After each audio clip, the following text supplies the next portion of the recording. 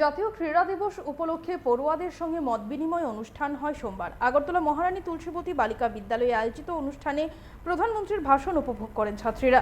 একই সাথে ক্রীড়াঙ্গনে বিভিন্ন ক্ষেত্রে সাফল্য অর্জনকারী ছাত্রীদের এই অনুষ্ঠানে সংবর্ধিত করা হয়। স্কুলের প্রধান শিক্ষিকা কুহেলি দেববর্মা বলেন, খেলো ইন্ডিয়ার ছেলে মেয়েদের কাছে নতুন দিশা। এই আয়োজনের মাধ্যমে প্রধানমন্ত্রী নরেন্দ্র মোদী পড়াশোনার পাশাপাশি ছেলে মেয়েদের খেলাধুলায় উৎসাহিত করেন।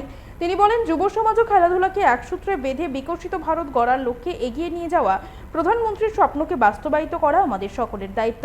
একই সঙ্গে নেশামুক্ত ভারত গড়ে তোলার ক্ষেত্রে খেলাধুলার গুরুত্ব তুলে ধরেন।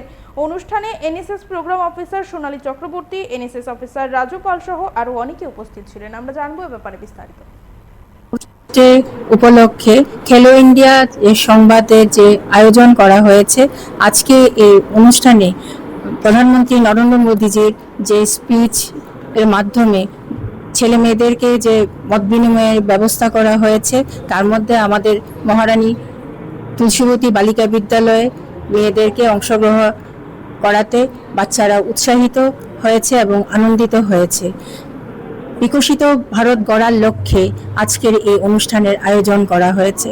প্রধানমন্ত্রী নরেন্দ্র মোদীজি বিকশিত ভারত গড়ার লক্ষ্যে পড়াশোনার পাশাপাশি খেলাধুলার গুরুত্বকেও তিনি দিয়েছেন। কারণ আমাদের রাজ্যে দুজন দীপা কর্মকার, অস্মিতা সোনার মেয়ে, ওরাও কিন্তু খেলাধুলায় আমাদের রাজ্যের নাম উজ্জ্বল করেছে।